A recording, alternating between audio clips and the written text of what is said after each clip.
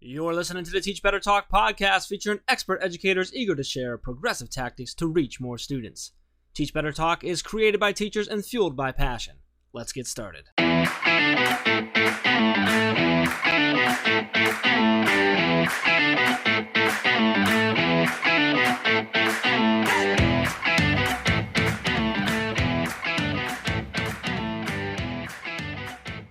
Hey everyone, welcome to episode 243 of Teach Better Talk podcast.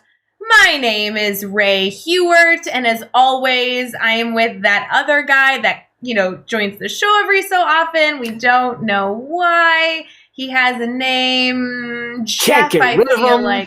Can't get rid of him. Hi, Jeff Gargis. How are you? I was waiting for you to be like, and his name is Chris Madsen. I know. Welcome to the show. No, it's me. Sorry. Sorry.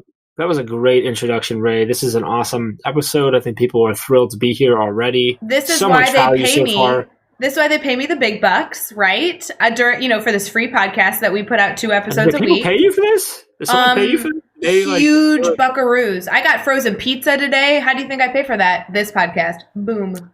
When you got the frozen pizza, how did you cook it? Okay, guys, no joke. Our podcast listeners are so mean to me sometimes. They're brutal with the pizza. They're so brutal because every time one of you guys make a pizza, or anytime I mention I made a pizza, I get direct messages on Instagram or Twitter or private Facebook messages being like, "Hey Ray, made a frozen pizza. I took off the cardboard." And I'm like, he, okay, joke's been made. So I actually upgraded. Guys, I've been eating Jack's Pizza. Sorry, this is not an ad. But Jack's Pizza, it's like 49 cents for the pizza. And it tastes like cardboard, but I like it. It's like, it's icky. 49 cents for the pizza? Is it like a single slice? No. It's a frozen pizza. Like a legit, large pizza, or like a personal pan style? No. Like a legit big frozen pizza. 49 cents? Yes. It's legit 49 cents? Yes. I really don't think you should be eating that. There's no way it's actual pizza. Like a pepperoni cost. Well, it's a cheese pizza. Does that change anything? I'm pretty sure there's enough cheese on a cheese pizza that'll be... I'm telling you, I really like it, and there's certain grocery stores I can get it at, and I thought that I was hitting the jackpot. Whoa, frozen pizza. Then I got a home run in, something else. It was a different brand. Okay? No idea what you're talking about. People are listening to this and they're like, Ray, how do you not know the name of this? Anyway, it's Home Run In, I think is... I'm so sorry, I don't know. Home Run In, I like it. We'll go Home Run In. Sounds like a hotel, but apparently it's pizza. It's like a $6 frozen pizza. And I'm whoa. Is it baseball themed? Is it hot dog pizza? Like ball friend pizza? No, it's a cheese pizza. All right. All I'm telling you is that between the $6 frozen pizza and the 49 cents, I think I like the 49 cents better. Hey, it's all about what you like. Oh my gosh. I think what we've learned here today is that you just shouldn't be able to eat pizza anymore, because that's crazy. I need to come to Illinois and try this 49-cent pizza. I'll get two reasons. One, I want to go buy it with you because I'm curious whether it's 49 cents or if it's actually $4.99 and you don't know how to read price tags. I'm telling you. I'm looking at it. And then I want to taste it because you said it tastes like cardboard, but I like it. I love it. Anyway, so it tastes like cardboard, but Ray loves it. So if Ray tells you something tastes good, you may want to second guess it. Jack's frozen pizza. Y'all know. Okay. Uh-huh. Where are you getting it from? Where are you buying it from? Well, I do it on Instacart, so I get it from Hy-Vee or Jewel or whatever. This says at Target it's $1.60. So I really think I am getting it for 49 cents. Might be getting it for 49 cents. Target does some big markup on that. I know, and that was pepperoni. Cheap. That was pepperoni, and I don't even do pepperoni. That's why it's $1.60. You got pepperoni on there, yeah. This is not an ad for frozen pizza, in case anyone's wondering. We don't have a new sponsor. It's not a very good ad. You said it tastes like cardboard. But I really like it. If Jax was sponsoring us right now, I'm pretty sure they'd pull the sponsorship. Guys, I really meant it as a good thing. It tastes really good. This podcast is brought to you by Jack's Pizza. If you like cardboard, you'll like our crust. I can't.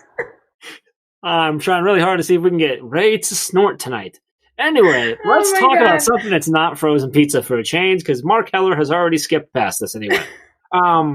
I cannot wait to see some of the tweets about this. So please tweet at Jeff Gargas and let me know what you think about Ray right now. So I wanted to talk about we mentioned these folks, these amazing educators every now and then, but I feel like it's been a while. Maybe it has been, whatever. We're going to talk about it anyway. And that is our amazing guest bloggers. Just before we started podcasting tonight, I got to chat with Carrie and Livia, who run our blog, manage all of that. And so I was kind of like in the moment of like just talking through it and how amazing. We have a bunch of new ones coming, a bunch of new series coming. It's incredible. We're increasing the amount of blog posts that come out every week, which is awesome because it's like already a lot. So we have multiple posts coming out now every day. At least one every single day and multiple on multiple other days. So super excited, but we can't do that without all of these amazing educators from all over the country, all over the world, really, that write with us and contribute to the blog over at teachbetter.com. And so I didn't necessarily, this isn't like let's shout out this one, just like in general, if you go over to teachbetter.com, like check out the blog section, go to the Our Team, the About Us Our Team.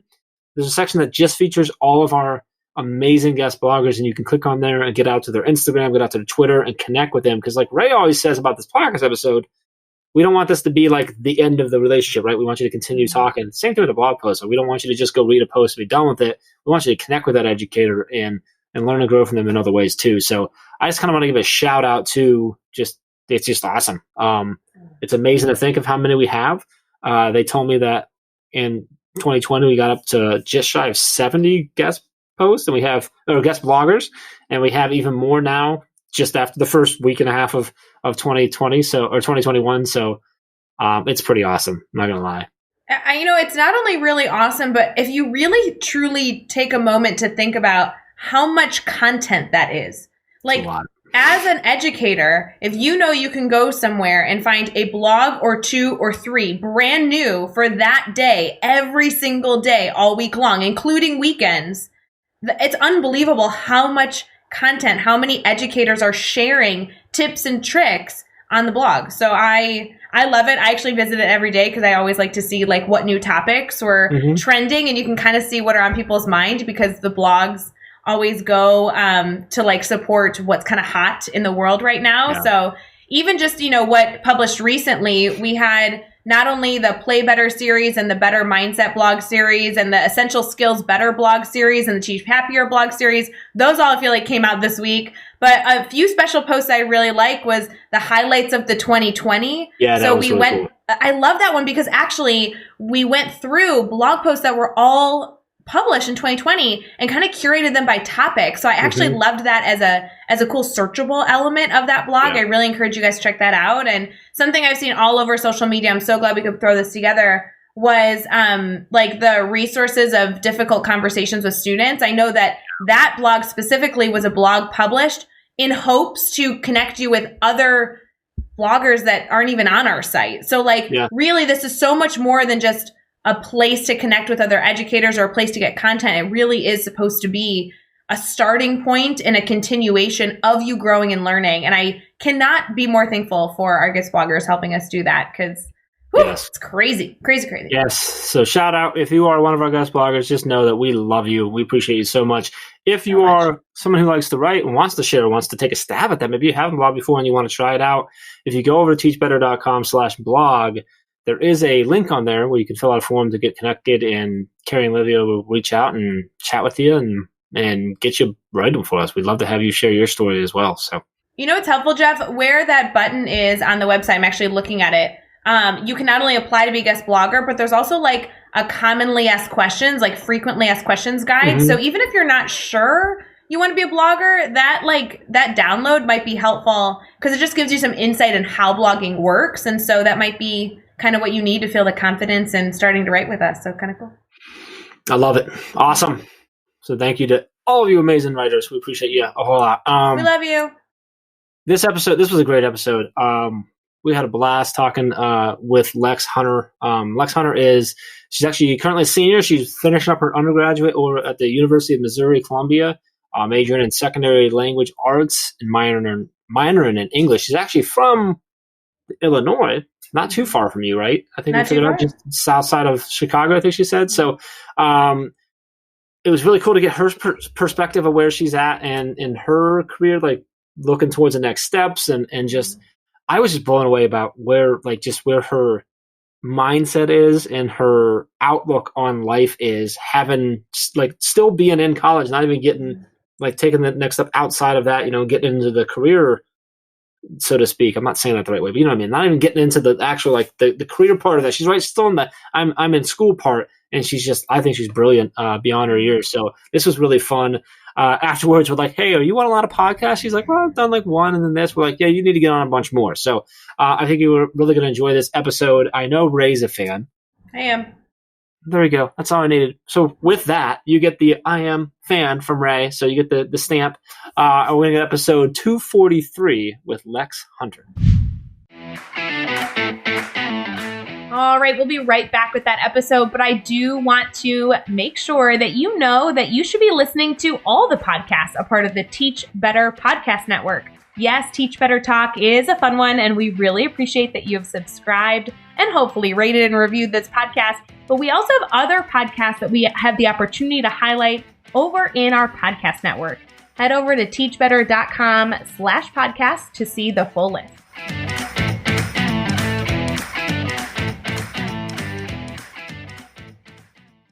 All right, we are here and we are chatting with Lex Hunter. And Lex, it's so great to have you on the podcast. Super excited to learn more about you and about your story, what you have going on. But before we get too far into everything like that, how are you feeling right now?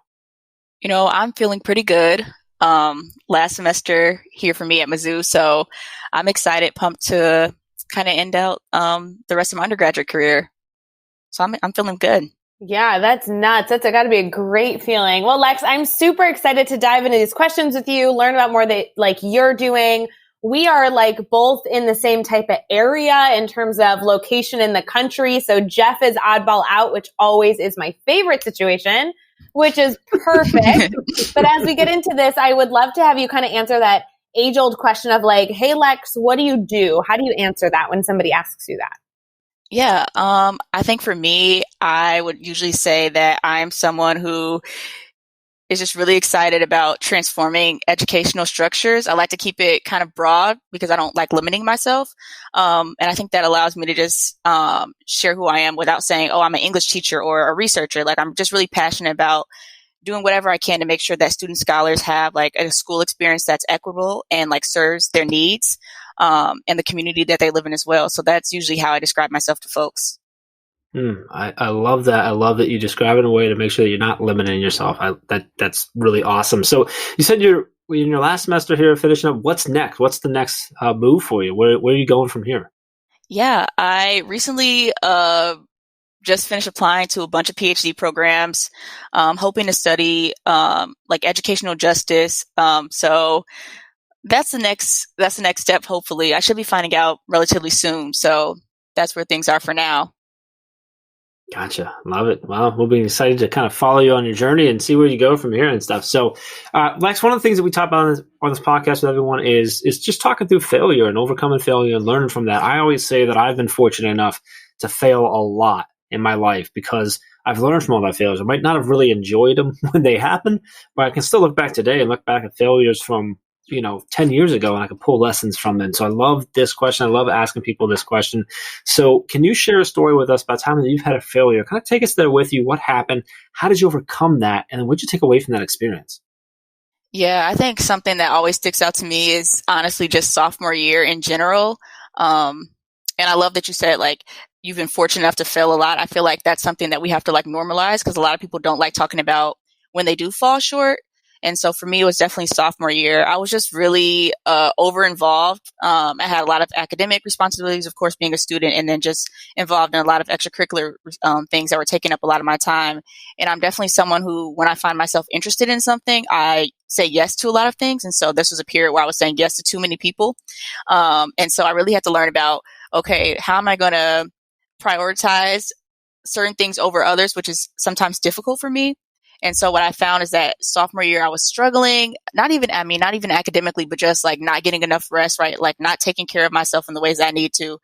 And so I was like, okay, I really have to get myself together. And a mentor was actually talking to me about what that would look like. So for me, that meant dropping an organization for that semester, right?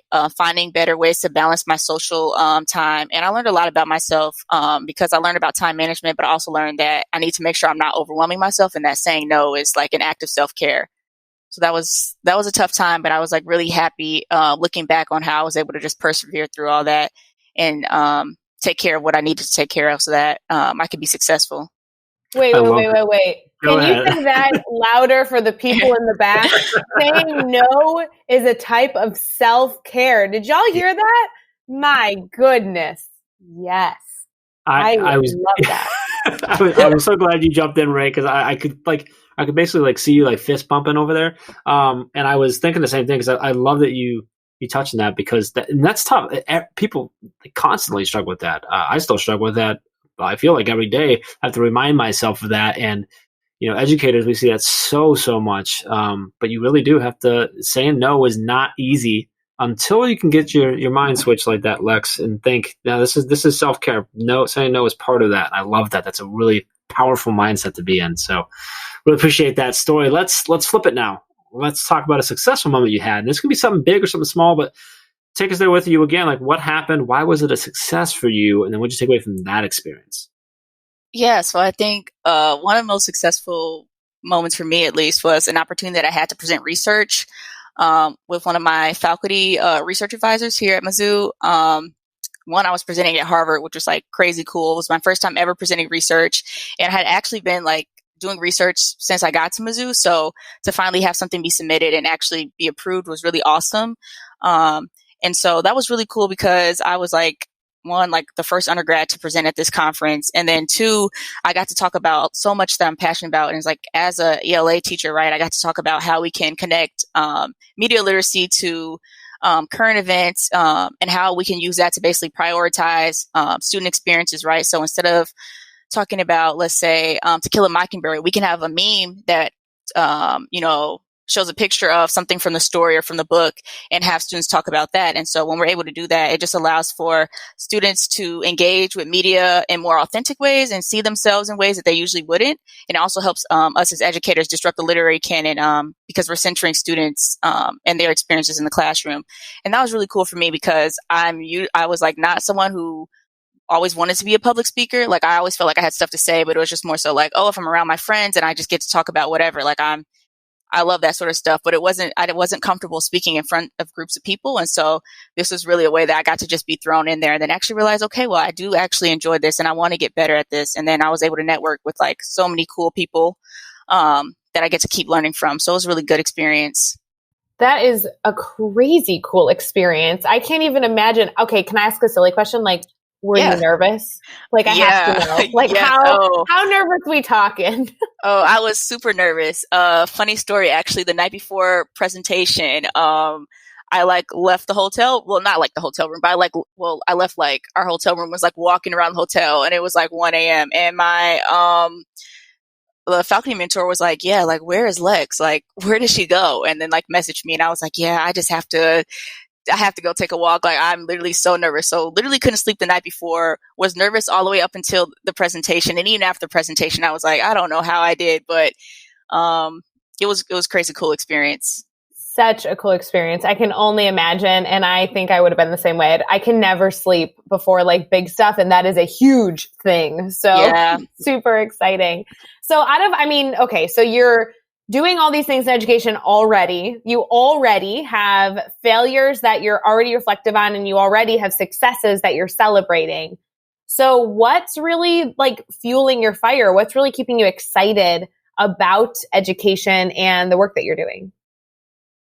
I think for me, just thinking about the things that I experienced or like my family experienced in the educational systems, right? Like thinking about just injustice that people face, whether it's their gender, their race, right? The identities that they bring to the table that are marginalized. And I think whenever I think about that, it just really makes me even more passionate. I want to do things to transform spaces so that students feel like their experiences are valued in these spaces. And I think right now too, we have all these different things going on in our world that are really problems that have always existed, but just just putting like a really big light on them.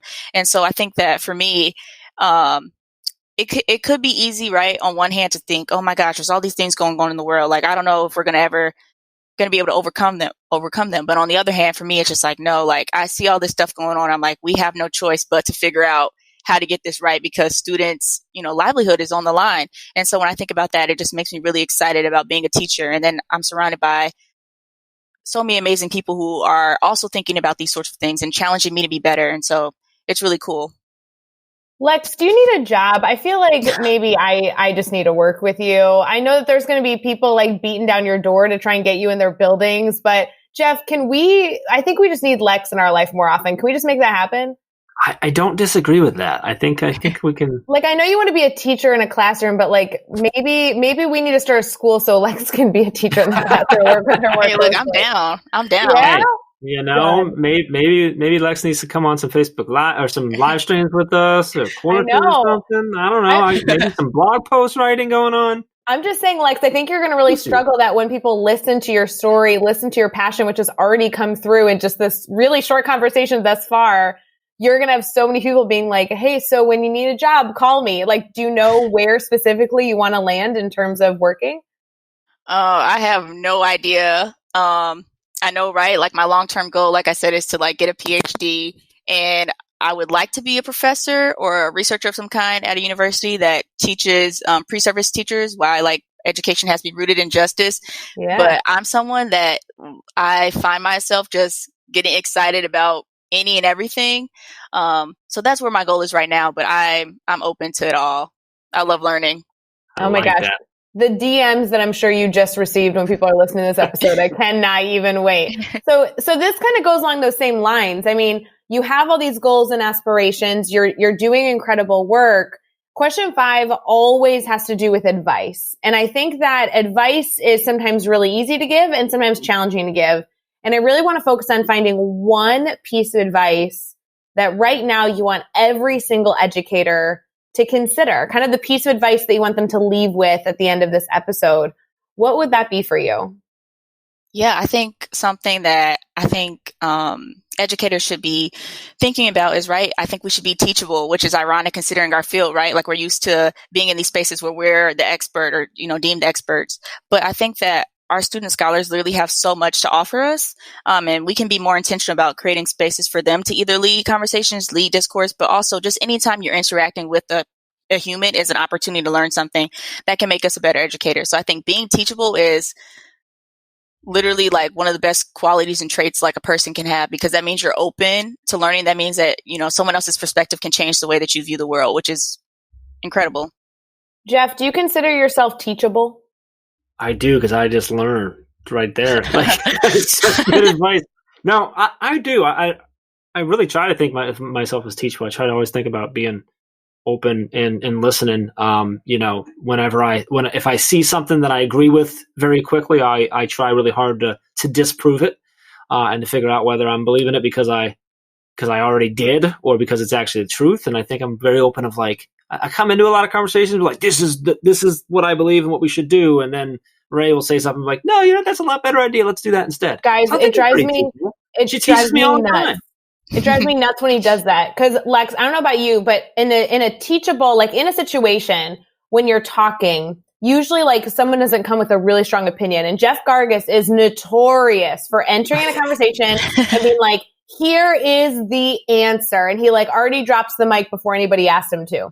And then you like give one piece of information. You're like, gosh, this is going to take a lot of stuff to like convince him to change his mind. He's so confident. So you bring all the data, all the information to try and plead your case, right? You say one thing and he's like, oh yeah, I guess I changed my mind. I agree with you. I pick the microphone up and then I just take it over to you. I'm like, here, you can drop that now. Go ahead. Man, it's so frustrating because then you're like, wait, I was so amped to like, I know. I was gonna say, I hope you can tell the other side of the story where you come like loaded with everything you think you're gonna need, and I'm like, that's actually a really good idea, and you're like, but I had a whole lot more.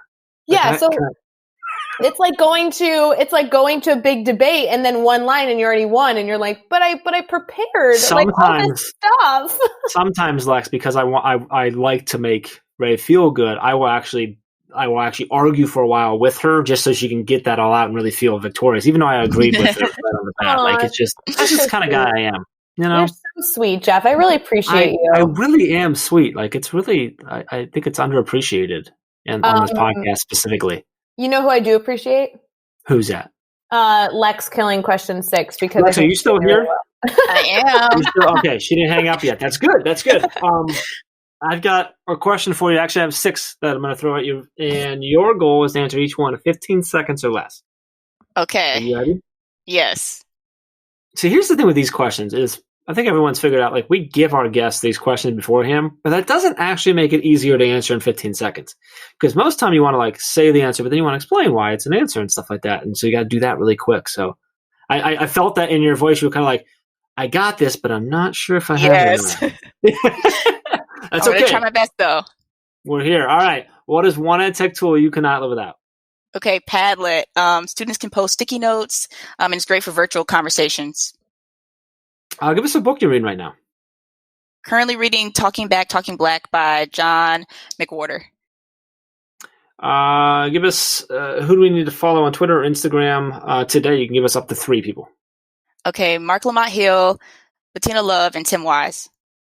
What's a good YouTube channel, website, or podcast that educators should check out? Teaching Tolerance. Give us a daily, weekly, or monthly routine you think every teacher should get into. I think every teacher should journal. Helps to create intentional space to process and reflect. And what is the best piece of advice you've ever received? A high school teacher of mine told me to show up for myself every day. Ooh, boy, you just destroyed those 6 questions in the best way possible. But she was so set on. She's like, I'm saying just what I need to say, and nothing else. I'm hitting this 15 seconds, and you did. Like, you weren't even close. You killed it. But think about that piece of advice. Like, can we go back to that? Just let's go to the piece of advice. Because sometimes these pieces of advice, like, it takes a second. You got to chew on it, really let that set in. Like, say that one more time. What is the best piece of advice that you really want people to consider? To show up for yourself every day. I don't think people do that enough. I really don't. Lex, can we have you go? You already succeeded. You got 15 seconds. You already got you got the trophy. Trophy. It's coming. Yep. Mm-hmm. Making that piece of advice, Lex, can you share what does that mean to you when you say that, when you say, you know, it's with me still to show up for myself every day? What does showing up for yourself every day mean? I think for me, it just means holding on to the things that I believe in, whether it's in, like, my professional career, personal life, right? And just committing every day to be that for myself. So, like, show up authentically, right? Show up when it's hard, show up when other people aren't going to agree with me. And I think that if I can do that, and I can, you know, at the end of the day, sit with myself and say, okay, well, I did my best and I did what I think needed to be done, then I can sleep at night and be okay. So that's always something that I've gravitated towards when he told me that. That's good advice. Good. All right, Lex, I know that our listeners are going to want to connect with you. You have so much to share. I know we just skimmed the surface of this Teach Better Talk podcast episode, and there's so many little pieces that I really would encourage our listeners to rewind back and really listen to, not just to hear it again, but to truly listen to the meeting and take it to heart and try and apply it today. And so I want to make sure they can all connect with you. Can you share your, Twitter, Instagram, however they can stay connected so people can continue to share information with you? Yeah. So my Twitter is _AlexisHunter _. And then my Instagram is Alexis Hunter. Those are 2 ways to stay connected with me. I love it. And, you can find all the links, all the resources, everything we mentioned in this episode over at teachbetter.com, as well as those really important links for connecting with Lex and keeping the conversation going. So head over to teachbetter.com for all of that. Be sure to hit subscribe so you don't miss any upcoming episodes. And if you can give us a rating and review, we'd really appreciate that as well. Let's keep taking this one step further. Think of just 3 of your colleagues who need to hear these amazing stories and connect with these amazing educators, and just share this podcast with them. Lex, I'm so happy that we've got connected and that we got you on the podcast and that you were able to come on here and share. I'm so excited to watch you as you continue to learn and grow and be teachable and show up for yourself and start to impact education even more. I'm so excited to watch where you go and just to be connected with you now, and really, really appreciate you taking some time out and hanging out with us tonight. Thank you. Yes, thanks for having me. Until next time, let's get out there and let's teach better.